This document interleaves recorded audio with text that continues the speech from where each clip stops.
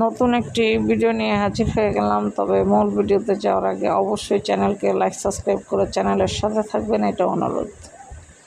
যে বিষয়ে আজকে আলোচনা করতেছি সেই বিষয় হচ্ছে,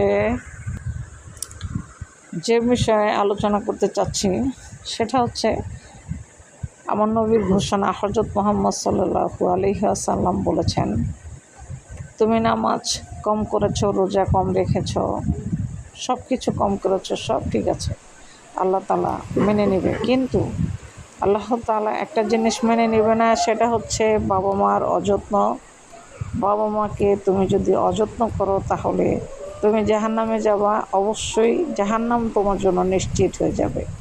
তাই নামাজ রোজা হওয়ার জায়গা তুমি কম করলেও সমস্যা নাই, কিন্তু